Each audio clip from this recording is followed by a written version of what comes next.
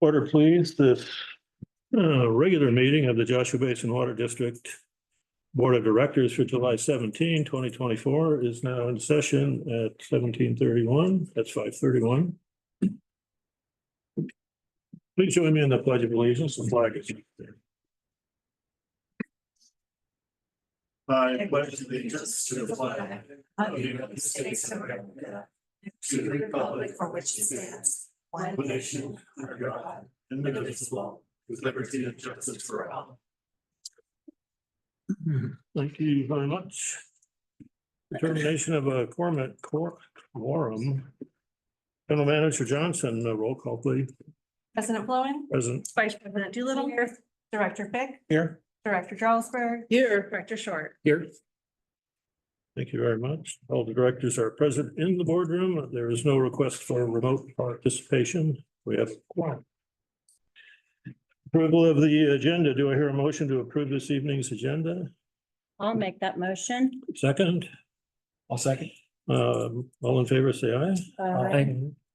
Opposed? Motion approved.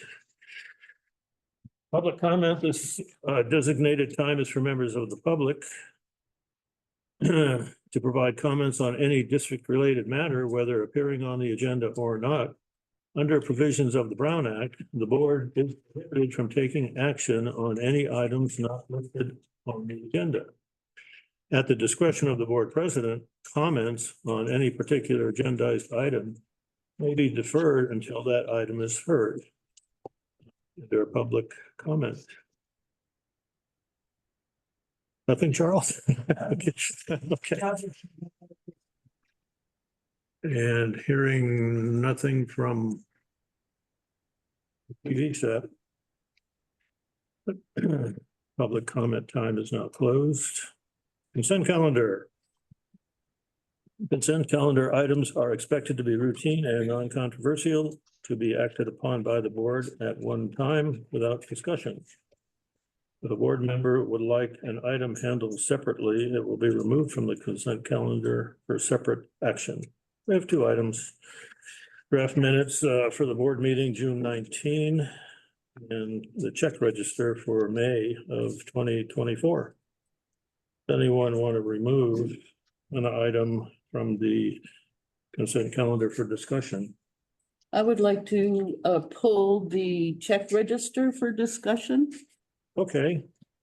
Is there a motion to approve the consent calendar only with the draft minutes of the board meeting June 19? Make the motion. I'll second that. All in favor? Aye. Motion carried. Item number 6, draft minutes. I lied. Check register, May 2024. Yeah, I just wanted it pulled because it was a little interesting, had some interesting information, as well as it was a little odd, and found out that it was a computer glitch. So if somebody in the public does happen to look at this and wonder what was going on, I thought it'd be good to mention would you like to explain why it looks like this? Yeah, as occurs occasionally, it hasn't happened in quite a while, but we had a misprint of checks where the starting number that is printed by the software didn't match the pre-printed number on the checks. And we had to void that batch of checks and reissue them. So you'll see them in and out on the register and then issued again. Yeah, it was confusing just to look at. So thank you for explaining. And then there were a few items that I just thought were interesting to point out. On page 9, in the middle, the engineer service for E21 tank, which is a big project coming up. That was a chunk of money, but that shows that that project is moving along. So I thought I'd point that out. On page 10, it looks like we had down near the bottom, CJ Brown and Company, CPAs. Looks like we had a financial audit, and I wasn't quite sure, is that a normal audit? Yeah, that's our annual audit. It's a progress billing, so they start That was the beginning of the billing for the 23-24 audit, which is the one that's ongoing now. Oh, just the beginning of the billing. Just the beginning. Okay. They come out in the spring and do the field work or do it remotely. But they do that interim audit. So that's their first billing usually for that audit, for that year's audit. And then in the fall, they'll come out again and do that field audit. And we'll have additional progress billings at that point. Okay, good. Good to know. And then a point of interest on page 11 in the middle. Looks like we had some venomous snake awareness training, which I thought was interesting and nice to know that it's happening. Yeah, we take our safety serious with all staff, and we've had a lot of snake encounters this year. So we had a gentleman come up and do a training so that we understands how to react and how not to react if they come upon a snake out in the field, especially. And it looks like it's $400 seems very reasonable for what you get, I imagine. So, Yeah, we got to interact with live snakes. It was pretty. oh, yes. Okay, good. And then at the bottom of page 13, Nobel Systems. I just thought maybe you could explain that purchase, that subscription, GeoViewer annual subscription for 24-25, but at 93,000, I thought we should talk about it. Nobel is our GIS system. It's where we track all of our assets within the system, our leaks, all of our inventory, service orders. So there's a connection between Encode, which is our utility billing and accounting software, to GeoViewer, and we push out a service order from customer service out to the field.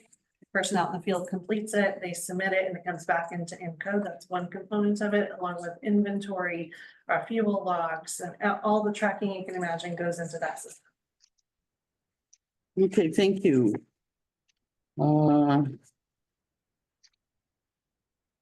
Okay, and then I think the only other was just a comment also on page 20. The utility refund register, which was remarkably short this month. So I just wanted to point that out, that a little different. And that's also, The timing. yeah, timing, yeah. So anyway, that's all I have. Thank you. Anybody else? Anybody else? About snakes? About item 6, the check register. I'll take that as a new. Is there a motion to approve item number 6? That would be the check register for May of 2024. I'll move to do Second. that. I'll second. All those in favor? Aye. Aye. None opposed, motion carried. Item 7, the action calendar, strategic plan kickoff. The presentation is for informational purposes only. No action will be taken. General Manager Johnson.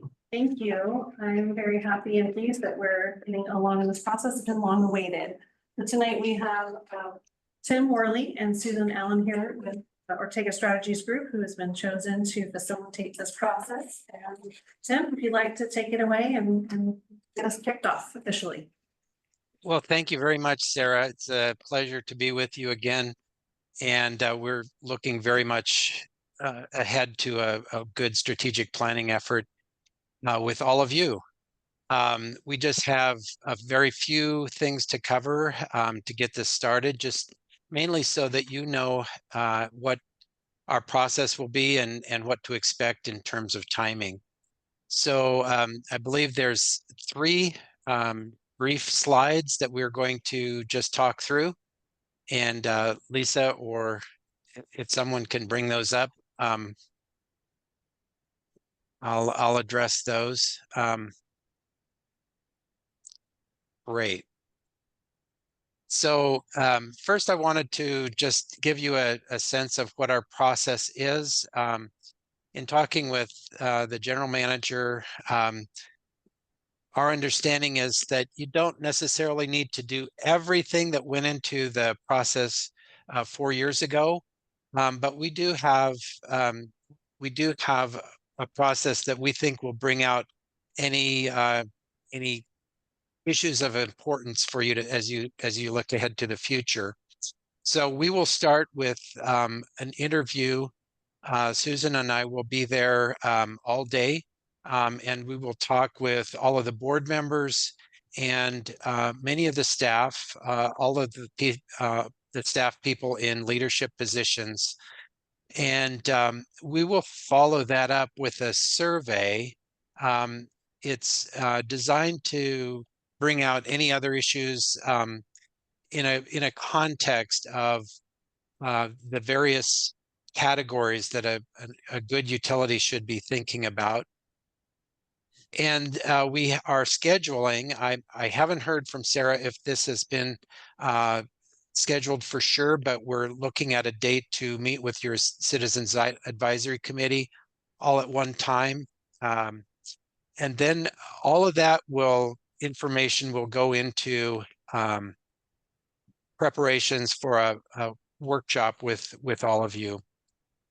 And we expect that to be about a half a day. We'll start in the morning and probably go through lunch and into the early afternoon for that. Susan and I will distill all of the information that we have learned from all of you into a new draft strategic plan. We can't say for sure how much it will differ from the 2019 plan, but we'll pull that together and go through a kind of a quick overview with Sarah, who will be really our point of contact. She's really going to be our partner as we go through this process. And then ultimately we will present a final strategic plan to you. And that completes the most important phase, but there's another important step to finish our process, which is that we will work with Sarah on metrics, sort of some measurements and a tracking approach so that you all can follow and make sure that things are proceeding according to plan, or if there are circumstances that arise that where you have to adjust, you'll all be able to be aware of that. On the next slide, we just have sort of the key dates that we've worked out. We expect to be out there all day on Monday, July 29th. And we would follow that right away with the survey and give people, we'll ask for people to return that in a week, but we've put in 2 weeks just so that we can make sure that we have everyone's input, everyone as much as possible. I believe August 5th is the date we picked for the meeting with the Citizens Advisory Committee, and we hope that's going to work out. If not, we can see if there's an alternate date that's going to work for that group. That was And then- confirmed this week, Tim. Excellent. That's great. Thank you. And then we've penciled in August 27th for the workshop. I believe we talked about starting maybe 9 o'clock in the morning, getting through a lot of it, and then wrapping up after lunch.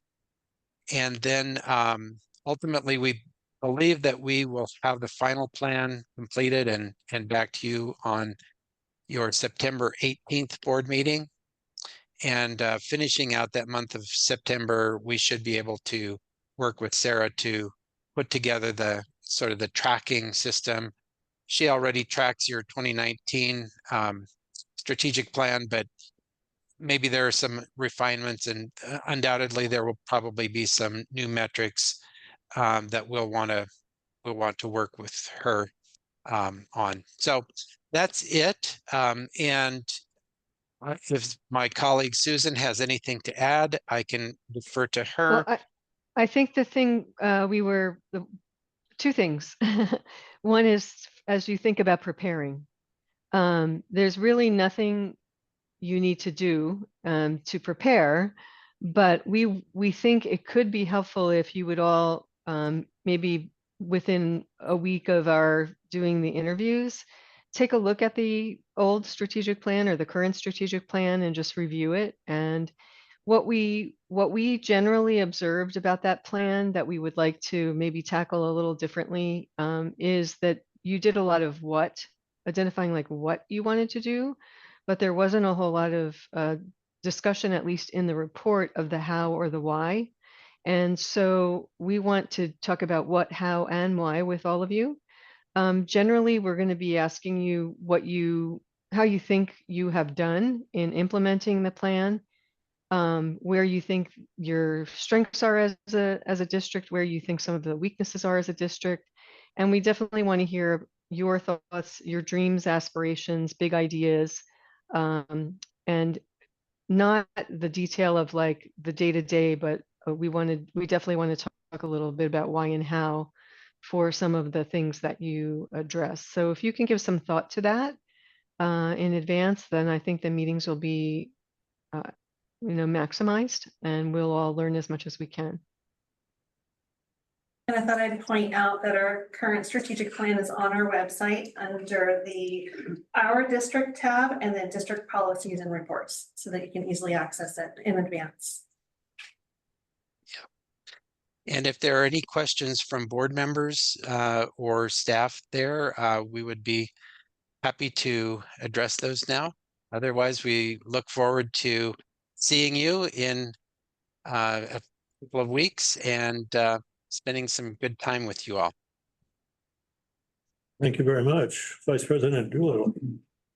Well, this all looks great. It's a great plan, and I'm excited that the district is doing this and that the board is going to be so involved in it. So thank you so much, Tim and Susan. Mhm. I had a question just regarding administer the survey. So is the survey going to be like some aggregate from your interviews? Or is No. Is it a rating? It's an or- industry standard type thing. And Okay. what Tim and I had talked about is that we wanted to kind of get open, free flowing, whatever you want to talk about information when we do our interviews. But then we want to follow up with having you make some pointed reflections on where you are relative to some industry standards. Right. Will that be an electronic format that will be emailed out? Yes.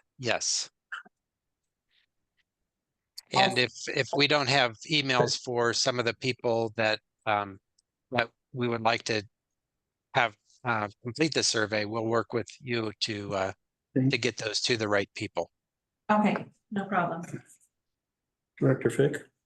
Yeah, my one question would be, do you have a checklist of topics within the interview that you asked us about? I would say we're using the strategic plan as our framework. And so, yes and no, we definitely don't want to tell you what they are. We want to try to get you telling us what you think is important initially. But yes, we're using the plan as the framework for our questions. Okay, thank you. Director Jarlsberg. Yeah, okay, those kind of answer some questions. I was curious about the survey also. So everybody, all staff and CAC and board members are going to do the survey? Yes, I think that I wouldn't say all staff, but all of the staff that are involved in the interviews, which is all the people with a supervisory or management Key staff. capacity. Okay, Yes. okay, thank you. It's roughly half, Oh, okay. so it's Yeah. a good group. Oh, good, yeah, good, thank you. Director Short. I've got no questions, thank you. I was just curious if this why and how aspect of it is going to be applied also to the vision, the mission, and our values. We're not, Absolutely. and we're not updating them except for the one, so we'll need to be thinking about how we want to rephrase that one value statement on there that we have, brought to our attention a couple different times in regards to the financial resources. We just want to reword that one. Well, but we'll see what the input is. Yes, Sarah, I guess the only caveat I would have is if for some reason you have an avalanche of of feedback that the mission and vision and whatever are not aligned with where you need to be, then we can obviously have that conversation. But it sounds like your sense is that there's consensus about them. Like, we developed them recently, and Okay. I think that the conversation that I've had with most folks is that they seem to still be of value, but I'm interested to hear what you guys find out. If they are not. Got it. Got to it. be posted, then we definitely need to address it. I think we will, in our list of questions, we will ask that very general question if about the alignment and relevance today. But you know, that's all, unless we uncover something that seems like we need to dig a little further. So. Very well. Citizens Advisory Chair David Carrillo, do you have any comments on this? Sounds really good. Great. Thank you. Any other public comments? Hearing none. Thank you very much. Thank Appreciate you. your- We'll look forward to meeting you all in person. Thank you, Tim and Susan. Bye-bye. Thank you very much. Bye. The item B, appropriation limit for fiscal year 24-25. Finance Director enrollment. Please, Thank you. my brain. So we have the appropriation limit for consideration tonight. This is for 24-25, and it is a routine matter requiring annual calculation, posting, and approval by the governing body. Posting of the calculation is required by law at least 15 days prior to the adoption by the board, and this occurred on June 13th, so over a month ago. The appropriation limit is also reviewed annually during the audit. Now I'm going to share my screen here, and we're going to look at just a little slide that I made for us to kind of get through it maybe more quickly. If I can find my button. Okay. So the appropriation limit, just for a little background, it's an interesting description. I went to, in the interest of trying to make it maybe more understandable, I went to JBWD and GPT and looked to see how it described the appropriation limit. Pause really quickly. We are starting to investigate how to use it with our district. Yeah. Okay, AI, this is Very- AI we're talking about. Preliminary. okay. So just for that description, and so it describes it as, AKA, also known as the GAN limit, which is a constitutional spending cap imposed on the spending of tax revenues by local and state governments in California. It was established by Proposition 4, passed by voters in 1979, enacted in 1980, and refined by Proposition 111 in 1990. So what we know, and this is, we report this every year, this information, proceeds of taxes that are subject to this limit are general tax revenues, so our property taxes that we receive from the county, proceeds from investment of tax revenues, revenue from user fees and charges that exceed the cost of providing service that does not apply to us, and any unrestricted federal or state grant revenue. And that also is generally not an issue because most grant revenues are restricted. The district anticipates receiving approximately $850,000 in general tax revenues, again, the property taxes, and approximately $192,000 in interest revenue. Calculation factors for this year, 24-25, include the cost of living, which is based on the per capita personal income per the California Department of Finance, and that increased by 3.62%. The population for unincorporated portions of San Bernardino County, which applies to us, that increased by 0.02%. And applying that calculation increases last year's appropriation limit by $82,241 or 3.641%. And that makes the 24-25 appropriation limit $2,000,000 $341,156. And so the total of $1,042,000 that we anticipate receiving in proceeds of taxes is well below the $2,341,156 limit. And so I do recommend that we adopt, that the board adopt resolution 24-1065. Again, just a housekeeping matter requiring this annual adoption by the governing body. The resolution is on page 25 and the calculation is on page 26 if you want to look at it in more detail. If you have any questions, I'll be happy to answer. Vice President Doolittle. Well, hi, Anne. Thank you. I know that we went over this in the finance meeting, but now that I'm looking at it again, I'm mystified. So just my math mystification. So when you say on in the narrative that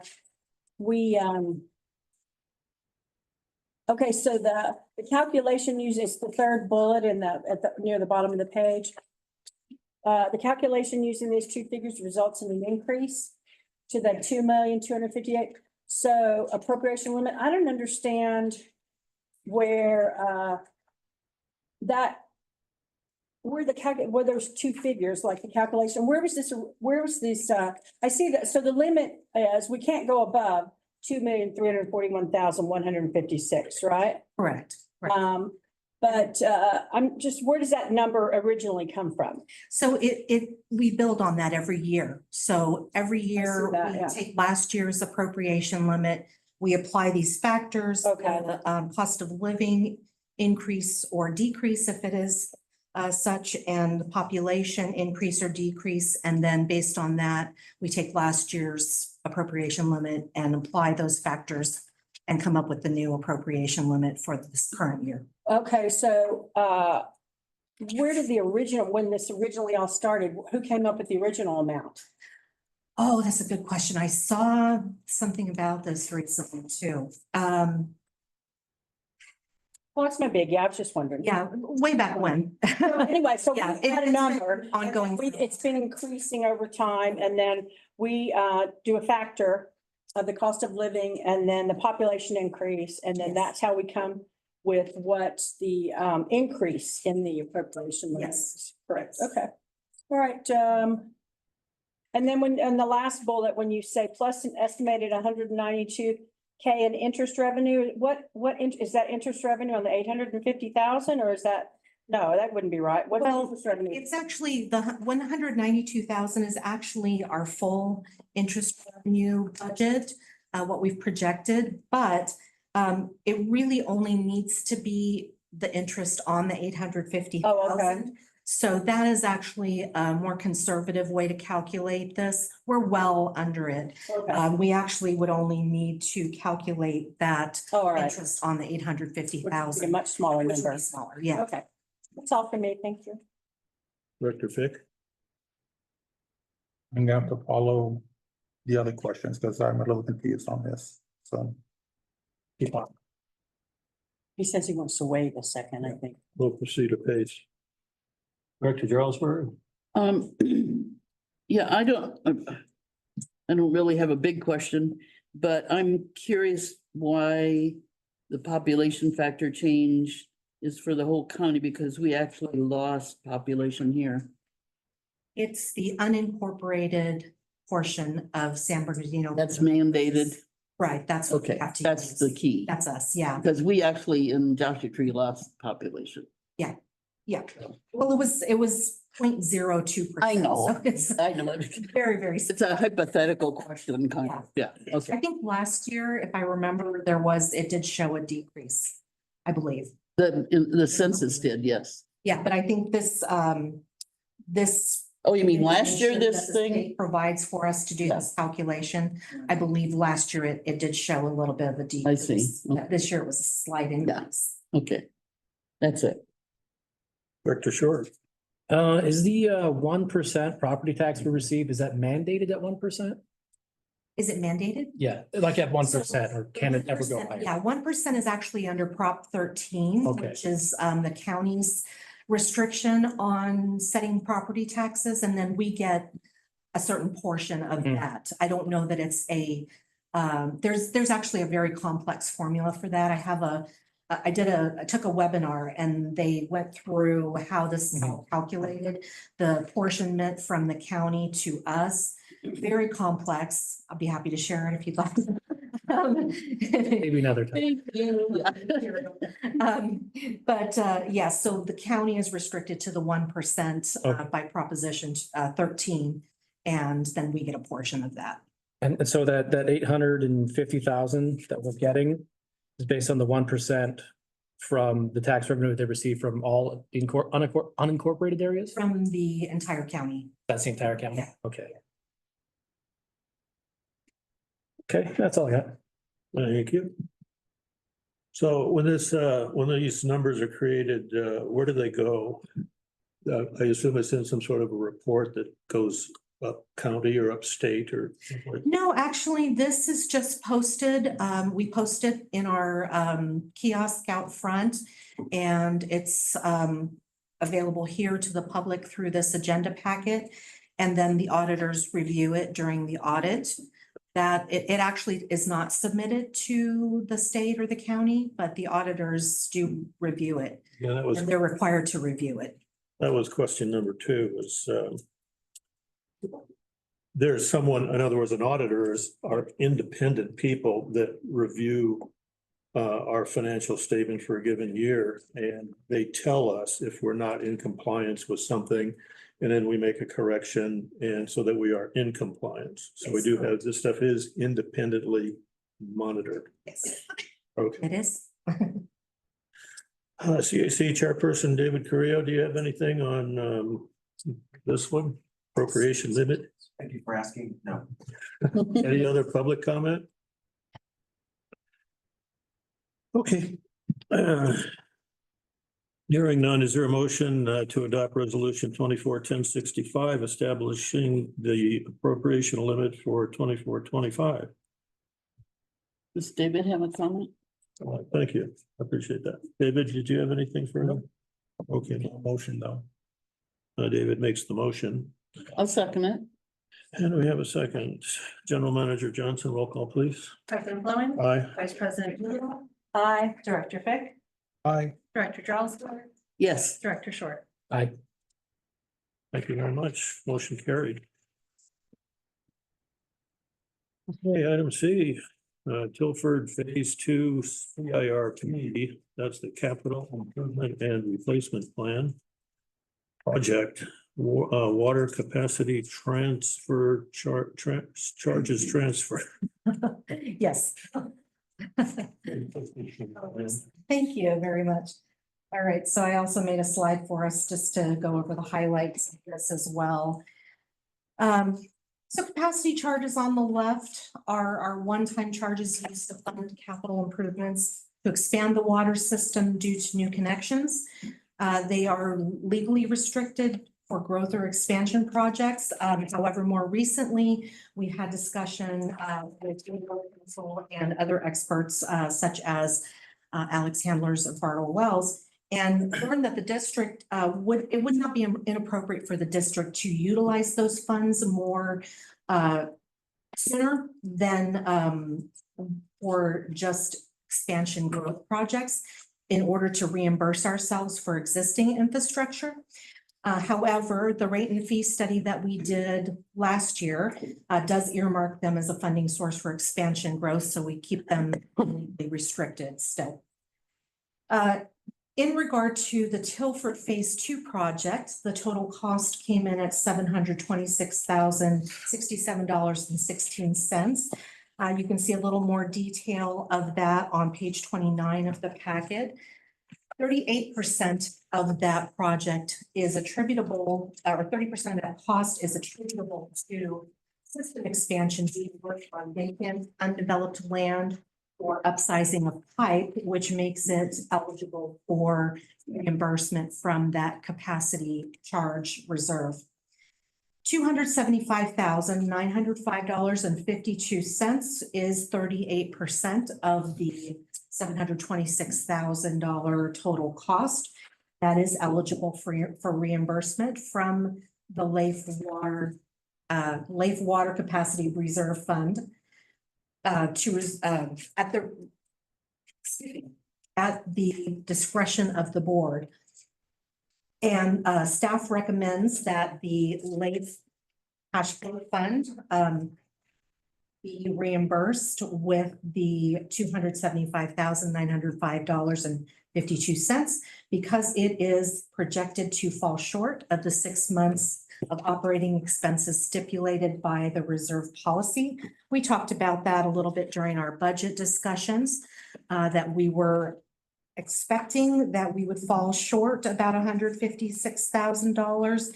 And so moving this funding from the Water Capacity Reserve to the Lake Cash Flow Reserve would help mitigate that issue. And after transferring the $275,000 and change, the Water Capacity Reserve Fund will still have an approximate balance of $1,273,927. That would remain for future growth-related projects. So that is my recommendation. I'd be happy to take any questions that you have. Vice President Doolittle. Well, thank you for this report. I do have a question. It's a little, I mean, it's related, but it's a little bit of a rabbit hole, I guess. Where we're saying 38% is attributable to system expansion due to work on the bank and undeveloped land or upsizing of pipe. Well, I know we've talked about the Tilford project a number of times, but I don't ever remember this jumping out at me. And so I'm just wondering, that's nearly 40% of the project was expended on sites where nobody lives. People aren't there. And so we're preparing for people to be there, I suppose, is what we're doing. Well, I think I'm not honestly sure, but I believe that it's just land that is crossed in the process of replacing the pipeline. So there is, I don't know, do you have? Yeah, you're right. That's my understanding as well. There's parcels that are vacant in between parcels that are not vacant, and it's upsizing the pipe for fire flow. So the pipe was not the proper size prior, so now it is. So that's where that attributable amount also is. Okay, that's where it's expansion. Yes. Okay, and so that's where and so it fits the legally restricted for expansion. That we did many more feet to nowhere. That's not Right. I wasn't thinking that. I was just, I was just wondering, is that I wonder, is that a common percentage? That's what I was kind of wondering, it's kind of curious percentage. So anyway, something to think about for the future. I don't recall what the percentage was on the Saddleback project, but the Tilford Phase 1 was close to the same. Okay. So, I don't know. We haven't done enough of them really to say that there's a trend there. Okay. But what we do know is that a lot of our system is undersized. And so getting it to the proper size for fire flow is what really has the biggest impact in that percentage. That's all for me. Thank you.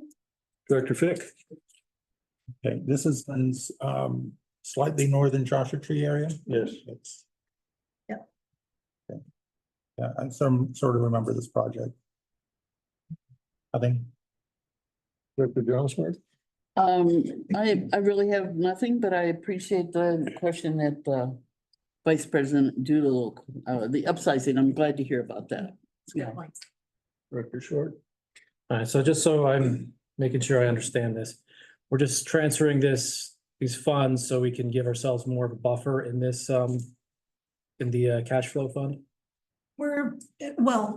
That's just incidental, but we are reimbursing ourselves for monies that we expended out of our cash flow fund to pay for the costs of this project.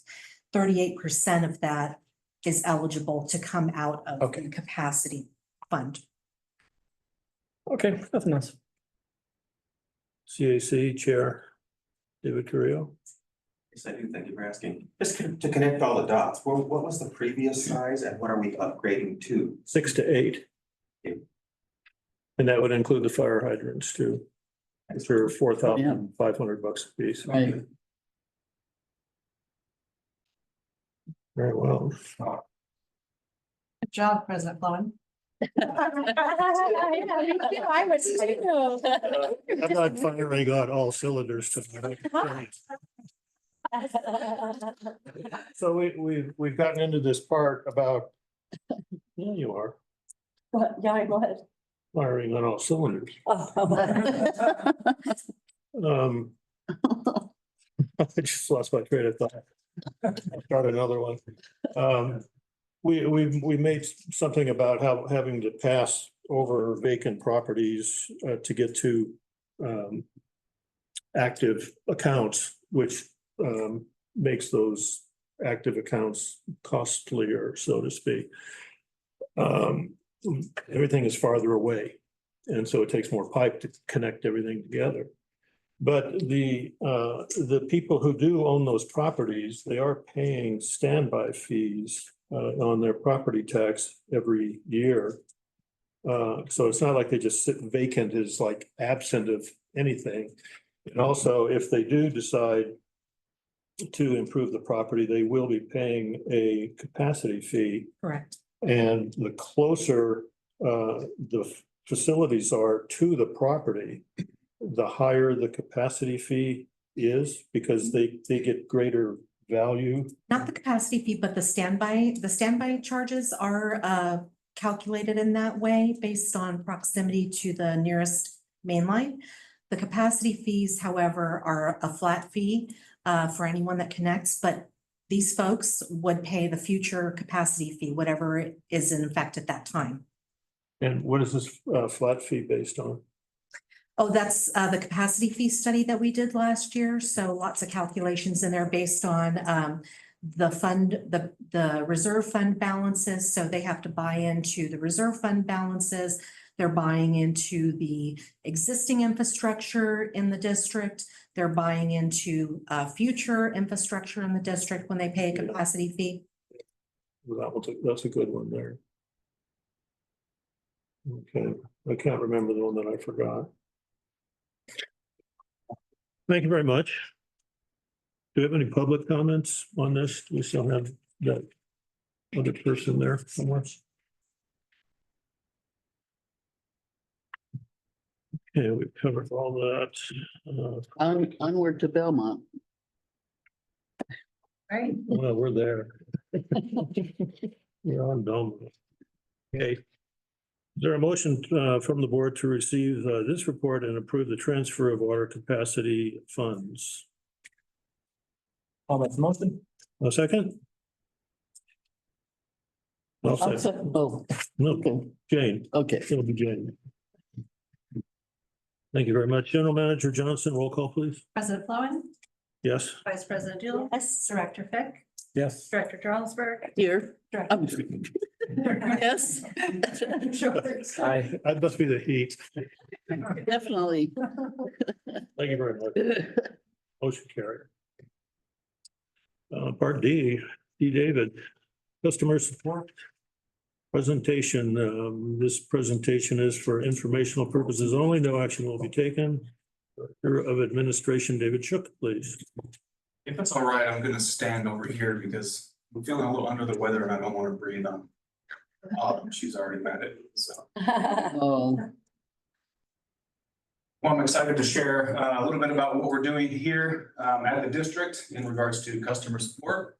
We've got some exciting new data for you. So I think there's an animation on this screen. That's it. Oh, there it is. There's subtle. Have to wing it. There we go. Okay, so if you remember, in January, I covered the period of time, October 2023 through December 2023. So this information is going to be a little bit more robust because I'm covering January through June 30th of 2024. So there's going to be definite differences in the numbers that you're going to see. So you can go ahead and go to the next one. Like I mentioned, you'll notice a significant change in the application envelope expiration and void rates. We made a convenient web form that I mentioned through DocuSign, which has been very successful. So just as a reference, this is copied from the previous presentation that we did from 2023. You can see even our completion rate has increased pretty dramatically, which is good for us.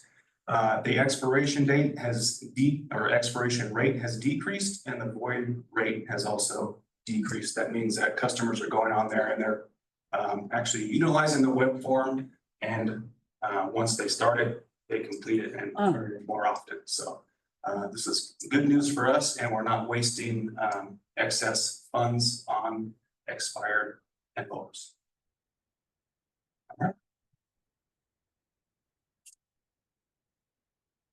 So DocuSign, a unanticipated benefit that we found was that I was able to make a custom report using the web form data to gather USDA reporting data. So this report anonymously captures entered race and ethnicity submissions by customers, which are required to meet USDA audit requirements. So in the past, this process probably took almost an hour. I've got it down to about 10 minutes. I run it once a month. If an auditor ever came in unexpectedly and said, hey, let me see your USDA report, I can run it at that time for any date range. But I have it set up to just cover, like I just ran it for June. And USDA, just a reminder, is the bondholder of the Copper Mountain Mesa Assessment District debt. So once again, DocuSign has provided extra benefits that we didn't anticipate. Moving on, these are still the most common email subjects, not in any particular order. Like I did mention, we have the new DocuSign web form that's working out well. Questions about a bill, we do have an FAQ section on our nice new website that is functioning properly and doing well, I do say so myself. We have other web forms that are conveniently listed throughout the website. And I wanted to just kind of give needs to recognize my face.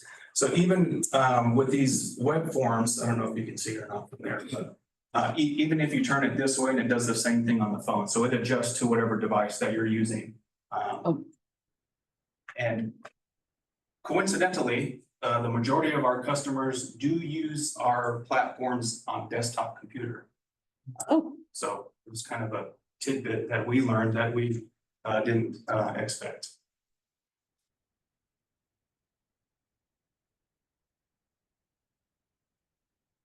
And once again, these are web forms. They're cutting down on paper, ink, and scanning, and they can be accessed anywhere. These forms adjust to devices like I demonstrated here. Okay, I'm very excited to announce the updated payment methods. We went through some testing with Paymentus. So now our customers can utilize Apple Pay and Google Pay. We did have a couple customers use Apple Pay within 12 hours of it going on the live portion of the, this thing is really, and I did get permission from this customer. She says, hi, thank you. Yes, I did find it easier as I am traveling and not situated with a card. It definitely makes it easier whilst on the go. Thanks. So that was some response that we got back from a customer. I didn't hear back from the other one that used it, but so I do have a disclaimer here that Paymentus does still collect the $2.20 processing fee for every $200 transaction.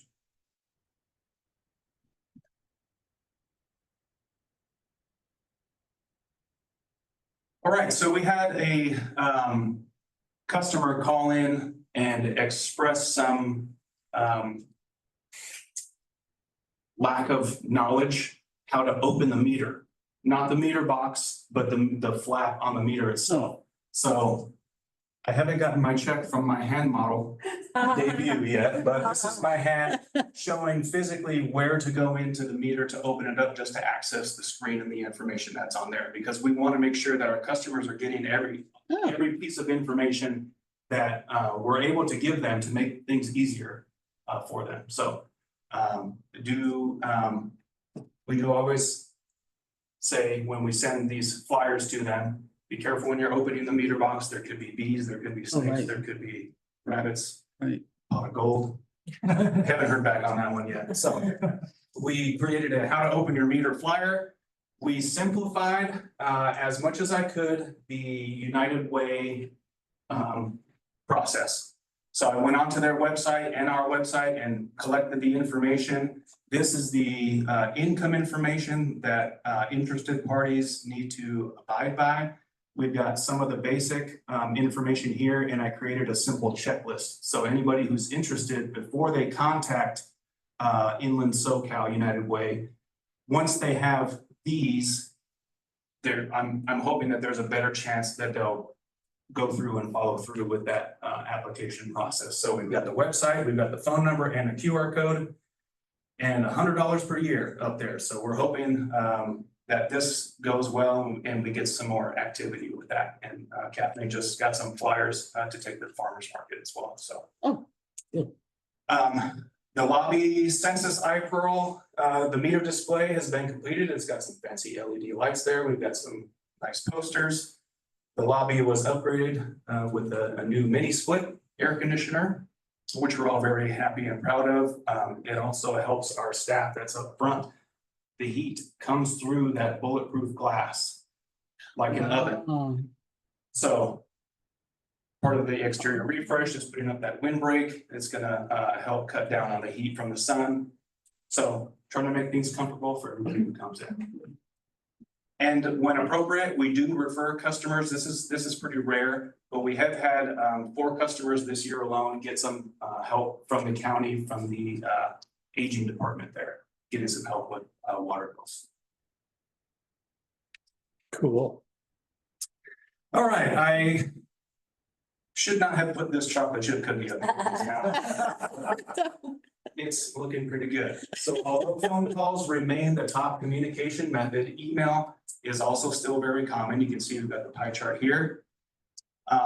Totals for January through June this year, we completed almost 2,600 emails. Now, just to remind you, when I presented this in January, that's not all the emails that comes through to customer support. That is the ones that could be 5 or 6, 8, 12 email responses back and forth. And these are the ones that are in our completed folder.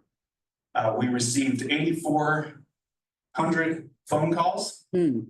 And our in-person count was 677. So you've got our in-person daily averages there in January when it was still nice and cool. Almost 8 people a day came in. And now June, it's a little bit warmer. So we're about 5 people coming in per day. So we're still tracking that information. All right, next slide, please. Oh, that was a fancy arrow for you. Okay, so this is a great scenario that how well we work with the field and how well they work with us. So this customer used our convenient contact us web form and wrote in that there was an explaining this situation through here. I won't read it all to you, but I want to note that this was at 3:52 p.m. and our customer support got the information to the field staff. You guys are out here already. Great job. This was 4:18 p.m. So that's the kind of business that we're conducting. We want customers to be able to get a hold of us quickly, and we want to be able to get issues like this alleviated. So this collab effort of customer support and field technicians resulted in this issue being addressed within 25 minutes, which is really impressive. Another scenario that came up, sorry, I have this one written down. A customer called to inquire about suspicious vehicles that were near a meter. And this was a pickup truck that was black. And we explained that our fleet vehicles are white and they have the district logo stamped on the doors. And so that issue was also alleviated, and that customer also coincidentally left a 5-star Google review, which we'll see shortly. Okay, some common customer concerns. There's still a common misconception that the district is collecting the paymentus fee as a revenue or profit. As we all understand, that is not the case, so we kindly explain that process to customers. And I'm unsure yet if it's gonna be helpful, but a neighboring district, I won't say who it is, but they could be west of us. Has also implemented a similar type of fee for their payment processing. We got some Belmont questions and concerns. The most common that I can recall now is that customers had called in and emailed in worried that we were gonna have water shut off during the heat, which is not the case. We created a flyer and dropped them off at all the homes that were gonna be affected in the future. We're not gonna start cutting the water off until late October. This is just the planning phases going out, painting, like I said, planning. So we worked with the supervisor. That is really hard to say together, and created a guide to answer those questions so that we all have access to provide consistent information. So we're all saying the same things. And leaks are a common concern. Many people believe that there would be a lake in their yard when they experience a high bill due to a leak. And I am very excited to show you the next slide. All right, so this was actually on Granada. And I noticed this as I was coming to work and drove down and I said, that doesn't seem quite right. That seems more than washing the car or whatever. So I went in their yard. These are my pictures. And this is a garden hose that was turned on 1/4 of a turn on the spigot. That the front of the end of the hose was left in a planter box by their front door, and it had slipped out. And just that small amount of water cut this through the yard. And so the other end of this is coming out the yard and going down Granada, and then down here in 2 places, it's going down into the wash. So when customers, express frustration that they would see a lake in their yard, that's not always the case. It's situations like this. So I knocked on the door, nobody was home, came back, uploaded these photos into the account, put some account notes in there. Like I said, turned the water off, and I went home that night, no evidence of water at all dried, all gone. All you could see was the stain of dust that remained from the water moving down the street. This is another situation where up on Sunburst, the soil became saturated and eventually rose up to the surface. So all of that water is soaking into the soil, and then over time, it comes up and actually ruined the foundations of this fence, and it became visible. So once we see bright green like that out in around town, then we know that something is askew. So these are just 2 examples that there's not necessarily going to be a lake when there's a high use leak. Okay, we can go ahead and play that.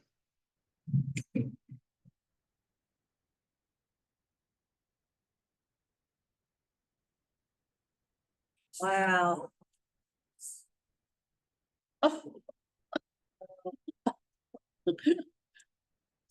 Where's that? I want to jump into it. Right. However, the occasional lake or pond, you could probably put some koi fish in that one. Yeah. It does appear as evidenced here. However, this one kind of broke through and created its own creek going out into the desert. So our staff fixed that one up. This one was actually on Chesapeake, and this was a Airbnb, and a family was vacationing there. This is on my street. I noticed water again, and I went and knocked on the door at 6:30 a.m. Nobody answered. Came to work, went home for lunch. The water was still there, still trickling down the street. And this was a picture that I took at 6:30 a.m. When I got back home at 1, I finally got a hold of somebody, and they said, "Oh, we haven't been outside yet today." Of course, they're on vacation; they're not going to know. the owner and put the garden hose in the pool to fill it up, and it had fallen out. And by the time I got back, this was 5 to 6 inches deep. But this is concrete, so that it's not gonna soak back in or out necessarily, so. What we're finding here is that short-term rentals, there's some issues going on there. Yeah. As well as remote vacation cabins, which was, if you noticed at the beginning of this video, that's what that was. Yeah. My theory is that a lot of these homes are being worked on, upgraded, except for the guts inside the walls and outside under the ground. So irrigation, things like that, a lot of issues. So, Right. you know, nice new fridges and all of this and Right. tile, but not 100%. Right. Hydrant theft is becoming an issue, and as well as summer features at homes resuming operation in warmer months, like swamp evaporative coolers are being used more often. They might have been off for 9 months, 8, 9 months. Fountains, pools are being filled up, spas, jacuzzis, things like that. So we're trying to work with everybody as best as we can. Oh, we can watch it again. Okay, so Google reviews, of course, we all want 5-star reviews. However, we recognize that that is not always the case. However, ×2, I want to be open and transparent as possible. So this, and this are the same person. Oh. I'm not gonna say who. Oh. Previously, we helped this person get water in 29 Palms. By that, I mean, called in, is this right? Called in, asking about a service address with our district. We pointed them to that address is not in our Oh. district. Mhm. We did that so well that we got a 5-star review. So allow me to elaborate here. Terrible customer service, and no way to file complaints. Well, it's a tough one because this situation was a bit involved. This person falsified some information, causing a delay in what we needed to provide back to them. Once they got that document, and once we received payment for that document, then they got the document, they canceled the payment. And then went on and logged into 2 different accounts to leave a 1-star review. Oh, okay. So, as much as we love all of these are really hard to take, especially when it's situations like that. We do all that we can to avoid it, and as you can see, overwhelmingly, we're back. We're at a 4.2, 4.1, which is extraordinary. Especially for a water agency. Yeah. It's the truth. If you look around at Google or other water agencies, we're definitely toward the top.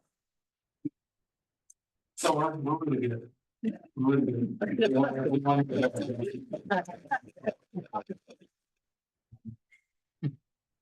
So like I mentioned, that situation has been alleviated, and I just wanted to thank all of my staff for all their support, as well as the field staff for being so generous with all of their information and insight. They, every time they come in, they're teaching us something new, and we're teaching them something. So we're building that relationship with the field, even more so coming up soon. We're gonna be changing some things so that things are more accurate and more efficient. My staff here always looks for ways to help customers out. Even if it's something like making the meter out over your meter. Something as simple as that. It's really easy, it's quick. We can email it out, we can hand it to somebody in person, we can show them in the lobby. So we're trying to do a lot to make customers feel welcome. This is a great place to be. So thank you very much. Happy to take any questions. Vice President. Well, When I was campaigning 4 years ago, I heard lots of complaints about customer service. And, it was very distressing how much people complained about it. And then I remembered that the Google reviews were very low and everything. And I just want to say that that 25-minute scenario that you went over, it brought tears to my eyes. I was so pleased about that, to hear that, and that 4.2 rating on Google. Wow, just congratulations on the turnaround, everyone. And I'm just really delighted to see that, that people in the community are recognizing the great service JBWD is providing. So congratulations, it's great. So I just had a question regarding, it was a great presentation. I really appreciated all that information. All of it was very good. The race ethnicity reporting for Copper Mountain Mesa, is that for just people in the Copper Mountain Mesa area or all of JBWD? And is that the only place where we report that? It used to be a manual process. Every application that came in, full paper ones had to be extracted and put in the report. Now it's very easy. And there is an option to respond, prefer not to answer, so we do log that as well. Okay, all for me. Congratulations. Like I said, it was really great. Director Pitt? Yes, good presentation. I still think that your one in January, I think it was, where you gave a 10-minute presentation that on the transition from the old style to the new style, that would still be very educational for our public. I think that should be encapsulated and put in. And then, my other question. On the website. Yeah, on the website, YouTube or whatever. On the payment, it says $2.20 for every 200. Say if the water bill goes to 250, does that mean there's 220s? Yes. Okay, not partially, just another 220. Okay, that's it. Director Jonesburg? Yeah, I have that question too. Thanks for asking. I do appreciate keeping up to date with this stuff, but I appreciate it. I also wanted to mention that Facebook is getting active, and I like seeing that. I have another thing, but we're gonna wait. But after somebody else is done, if I think of something. There was something else I wanted to say, but I'm sorry. Director Schultz? I don't have any questions, just say congratulations, and it's good to see. I've been following the Google reviews as well, so. I don't remember what it was when I ran, but I know it wasn't even close to 4, so it's. 4.2, wow. Yeah, that's something like that. CNC Chair David Correa, anything? Sounds a great presentation and thank you for your eyes, for keeping an eye while we're driving and stuff like that. I think we all.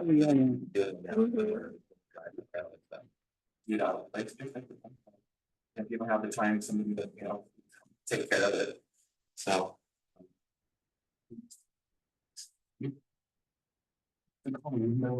Windshield survey. That's a message though that we need to keep repeating about this interaction with the public and availability to hear about issues, whether it's leaks or why am I being charged this much or whatever it is, that we be readily available and it's one of our values up there as a matter of fact. Matter of fact, Charles, who's sitting over there, he told us about something at the market, at the farmer's market, one time.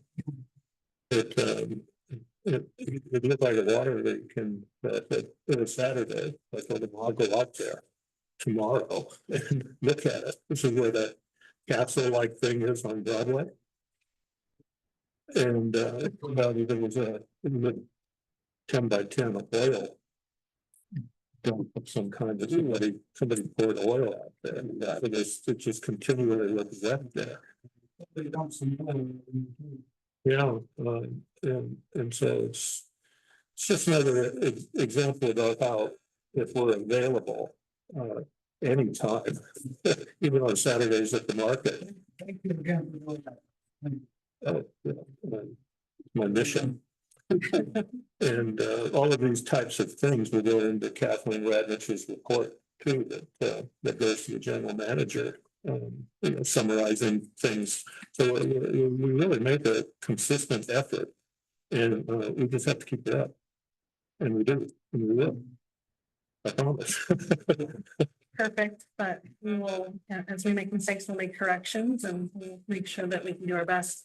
I did want to point out, it's 4.1, not 4.2, just so we have clarity. So very good. And there was one on there just yesterday, because I sent it to staff, that said that essentially that, we represent what customer service should be in our industry. Yeah. That was a good one. So just give me one out. I'll get on. Well, you remember, Yes, I did.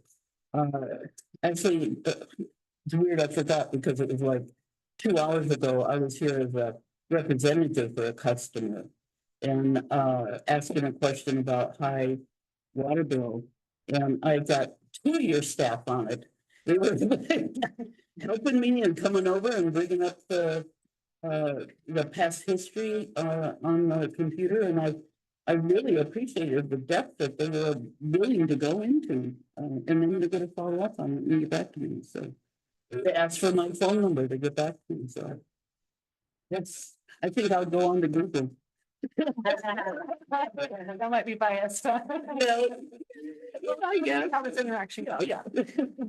but and finally, even on a negative comment, either if it's in person or if it's on media or whatever, there could be, and they're wrong. Frequently or occasionally, because they don't know all of the things that are available to them. But there can also be things that we can learn even from a negative comment and an inaccurate complaint. That kind of, there could be messages in there that we can learn from. It's, just a thought. Well, thank you. Item number 8 is reports and comments for informational purposes only on subjects not covered by the agenda. The opinions of individual directors and not necessarily the opinions of the board or the district staff.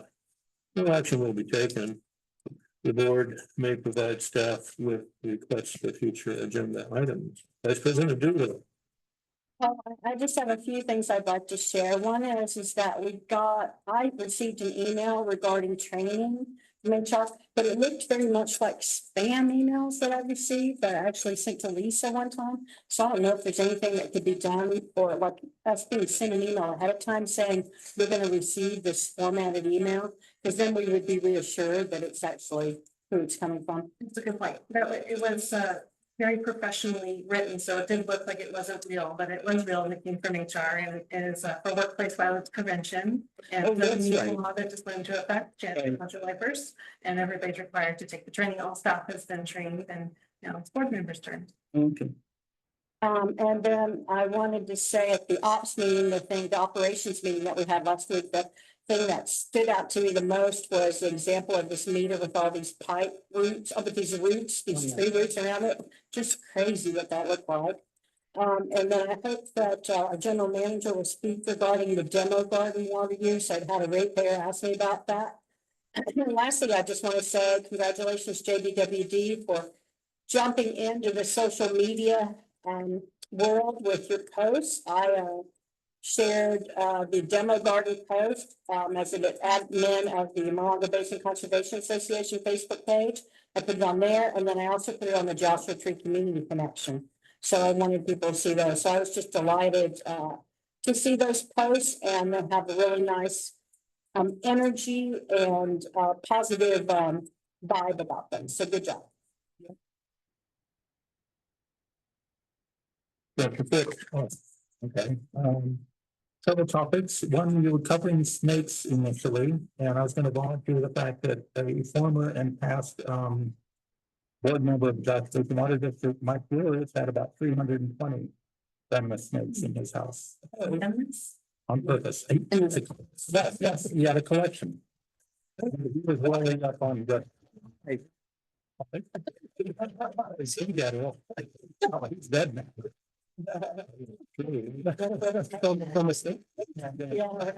No cancer. Social media, I did see there, I'm on it a little too much, with the website, Facebook, what's really happening in the Long Basin. There was a entry by some person about protesting in the high desert water district increase. And of course, there's black and black entries there by people who are just angry about everything, including at our water district. Not based on anything really, and you know, I guess our number one enemy is Stone Barbie, so there it is. But I didn't say anything because I know what happens. Okay. Good. If you ever do see something and we haven't, if we can bring it to our attention, we do research the post. If there's a complaint out there, we do take the time to look at them and then we reach out directly to the customer. If it is our customer, sometimes they're not. Yeah. Sometimes they don't know. That's true. Okay. Also, I did go to that dinner, what was it, Monday? So Monday evening, and that was, the main topic was chat GPT and AI and how it can be used and misused. And so I got a slight education there. And I did also, we did some networking with some of the people that run that place, which is, it's a long name, Pinion Hills CSD. And not everybody involved there is water districts, they're special districts. And so we're able to exchange information regarding the county's green waste situation, which is very compromised effectiveness. And also water too. So that's about it. I mean, everything else good? Yeah, I went to that meeting Monday evening too, and I think we sat at different tables, so we had a different perspective. There was a report by, I think it's Kimberly Cox. I think who's also on the MWA board, isn't she? Yes. Anyway, she's the representative to LAFCO for the county, which, and she made a presentation and she said that she made an announcement that their office is moving and it's going to cost less rent and it's a much nicer facility. And therefore the budget is going to be, for their office is going to be reduced. So she was proud of that. And I think there's another thing said, I'm not quite sure.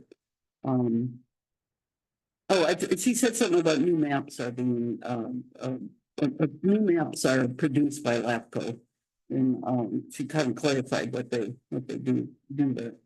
And then the AI talk was quite interesting, I thought, and I had lots of questions. I was like the one that asked them the questions. And he made a point, his name was Hayden Barty, and he made the point that it's a tool and that we don't see it as an answer. It's just something else that you can use, not to be afraid of it. And you know, especially if you understand it's a tool and it's not, you're under control, in control of it. It's not in control of you, which I don't really like it, but anyway, he tried to make a positive thing. And he did talk about, he gave an example of what chat GBT would prepare for you if you asked for a report or something, which was kind of interesting, but he gave the wrong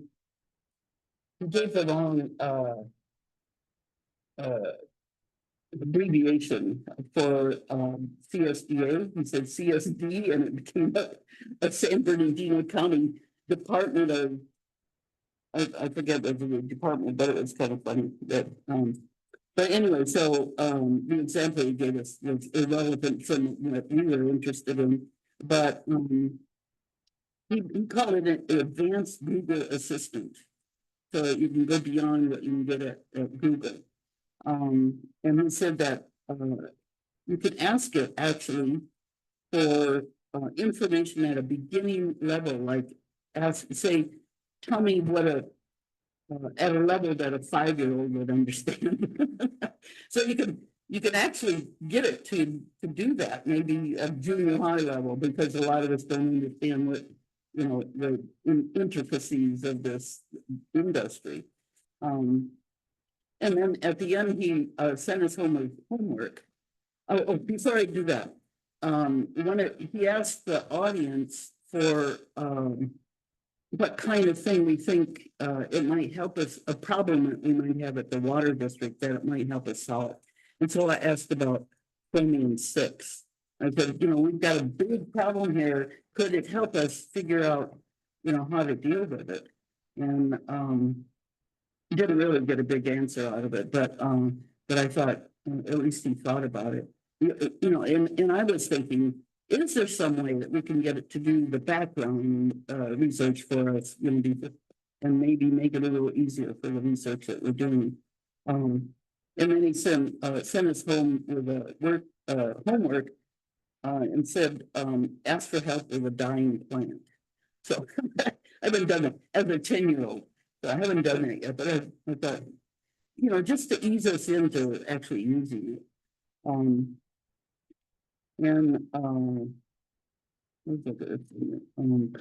then opinion folks, or the opinion, what's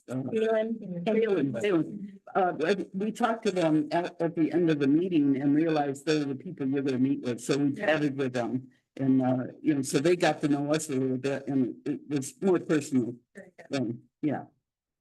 So have fun with them. They seem like cool people. Yeah. Dr. Short. I attended the MWA meeting on July 11th. They just had a couple of things where they reached agreements with some service providers such as the construction manager, inspection services for this traveling screen project they're doing, which is a big apparatus that just filters out like moss and debris, as well as the engineer services for that project. So Can I just add a quick thing? From that meeting, every meeting they sell tickets to a raffle, and it's a fundraiser. And half of the funds that they raise go to a scholarship for usually a high school student. The student they gave an award to a student who was a high school graduate, but while she was in high school, she got an AA. Amazing young woman, amazing young woman, and she's going into IT security type, and she got a scholarship to UCLA. So she's really a hip young woman, and you got to meet her.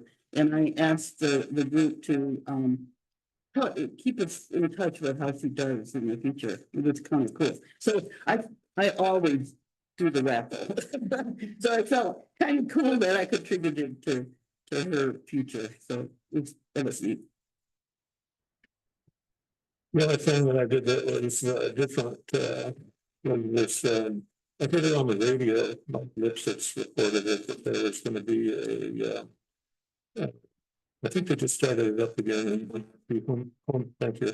The Homestead Valley Landers Community Association, name something like that. Yeah. So I thought Marina West was gonna talk about a lot of things. Oh, she got a There's a good reason. big bunch of money. That's what we'll talk about. Okay, just a brief point. But everybody was there. This thing is really for real. The sheriff was there, local captain, the representatives of the local political people, Don Rao, had one of the representatives there. Even the base, the Marine base had a representative community, a liaison person there, and they all gave reports on stuff. The interesting part too was that for each item on the agenda, they had a time limit. And Mike Lipsitz was on the radio. He was a reporter on the radio. He was the vice president of this association out there, and he's free with his gavel. That kind of thing. But the thing that really registered with me was when Marina West was talking, and she's talking about blending and piping and aquifers and recharge ponds and all that kind of stuff. But she said there is an issue with grants. And the thing is that it could take so long to get the grants. If you plan on something Mhm. to use that grant money for, by the time you get the money, it's not enough. And that's kind of a key thing that we have to be careful with, because there could be some surprises that we have to use money to reserve funds for some such thing. Anyway, I thought that was a significant thing that I'm going to kind of at least pay attention to. If there's nothing. You want a little tagline on what, I was a member of that back in the 80s when I lived here. And I helped to build up that little park there. It was part of that group, yeah. That's one of the parts of the radio. Yeah, our radio station here, they announce meetings, all kinds of community meetings for this whole region up here, and they usually do it. Well, it's either, I can't remember. Yeah, it's the day before, and when I kind of go through all of these things, and that's where I get to. Some of my motivations to attend some of these. Glad to hear they're up at. Yeah, that's all good. It was. General manager's report. Okay, I have a couple of things. So, Vice President Jewel and I had a couple of emails, going back and forth, and based on some of our conversation, it prompted me to look into our demonstration garden a little bit more to find out how much water are we actually using there? And is it metered, which I knew it was metered, but wanted to see what that usage was. And so what I was surprised about is that our garden averages less than 360 gallons a week, which is very, very low. And if you look at it, according to California Agricultural and Natural Resources from University of California, EPA, and American Water Works, they say a typical traditional American garden, one that if you came to the desert and you moved here from LA, that you want to grow all the green stuff that you could grow there, here, that would cost you an astronomical amount of water, which is by here, 18,684 square feet, which is the size of our garden. You would need 11,577 gallons of water to water that garden. And we are showcasing a significant savings, so we're just really pleased with those numbers. I put the information on our website under our demonstration garden, so you can look at the calculations. So I thought that was very interesting. So it's a half a unit, roughly, or it's less than half a unit. Not 20 on average, 25 units per year. Yeah, this is very, very low. And it's just, it's a good tool to teach all the folks that do move out here to use, because you can still grow a very beautiful garden. And it's very lush. If you walk through there and all the wildlife that's in there, I think there's probably at least once a week where it's autumn or it's me, it's not quite, it's big, but something is catching our attention. You can hear autumn down the hall.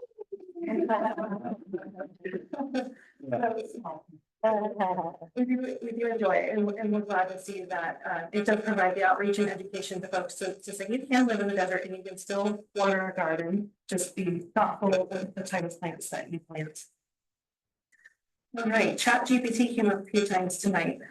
We are kind of toying with it here. We did purchase a membership, and 3 of us, which is Ian, David, and myself, are starting to experiment with it. We're not going to deploy it out to staff quite yet, because we do need to think about how it's being used and the policy around it. We talked to legal counsel and we said it's just not quite there yet to fully get on policy, because there's just so many unknowns and you don't want to restrict exactly what you don't know. So we're using it with a couple of ground rules that we put in place, just using it for the right reasons, making sure we're vetting the information that comes out of it, because it's not all accurate. David used it just recently to do a rendering of our building. We wanted to see what that looked like, and it gave us the Taj Mahal with Joshua. But definitely not accurate.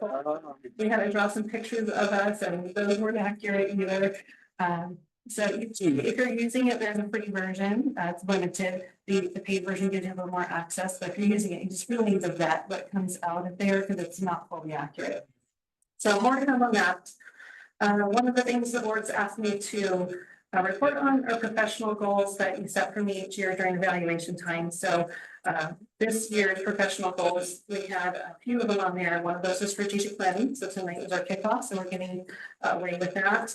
Another was the completion of master's degree, and just I want to report it is complete and finished. And I'm really happy that's behind me, and I appreciate the support that all of you have provided and the encouragement to get that lifelong goal now complete.